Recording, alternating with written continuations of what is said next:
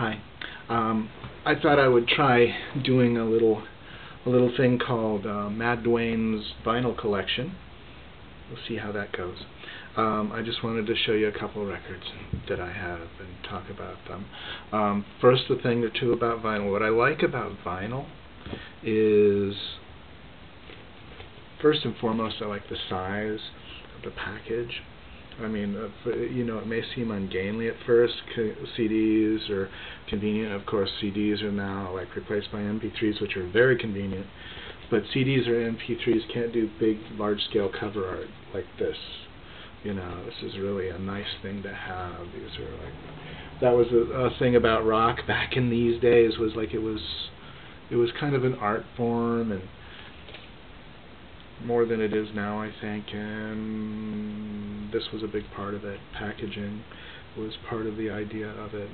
Maybe later I'll just pick things for covers, but mostly what I wanted to talk to you about today were 3 albums that I really love that are kind of obscure. This is the first one. It's Michael Rother, Stern Taylor. Michael Rother was a member of the band Neu, which was from northern Germany, I think, maybe Frankfurt, maybe Dusseldorf, because the other half of the band, it was a two-piece, and the other half became a band called La Dusseldorf. This is the half of the band that I always really liked. He's this really great guitarist, very passionate player, kind of minimalist.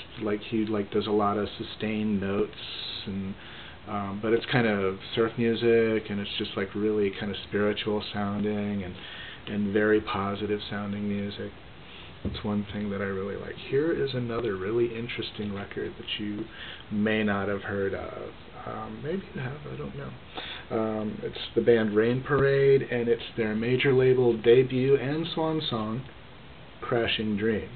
This record was really, really great. It was made by a band that had a lot of really interesting ears in it, and one of the things that I really like, is just the really shimmering tone, and the really, it got a lot of criticism at the time for being kind of at a glacial pace. A lot of the tempos are very slow, but I love the groove of the band at those slow tempos. They really had a really interesting way of playing slow. There are some amazing songs on here.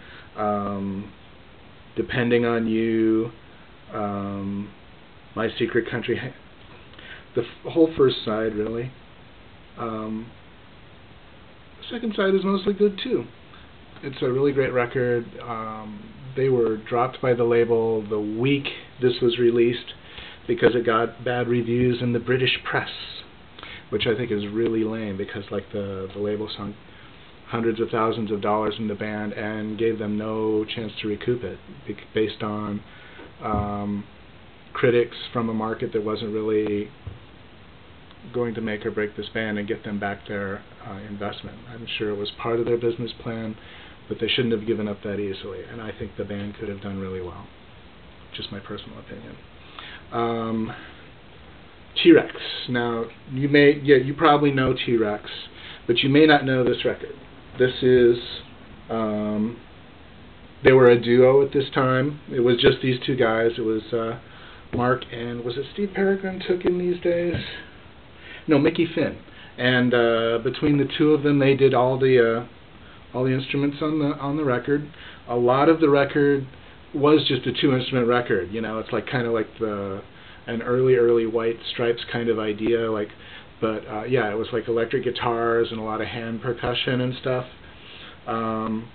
They had been this acoustic duo before, and the songs were really, really out there, and frankly, not all that melodic. Some of them are really, really great, don't get me wrong. Some of that music is really, really great, but I think they hit an artistic peak here, and this is the record right before the one with Bang a Gong on it.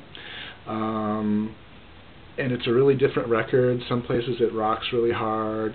Some places it has kind of an acoustic feel, but it's a really, really melodic record. This is, in my opinion, their best record. And there you go. And that's 3 records from my record collection. I hope you enjoyed this little chat. Thank you very much.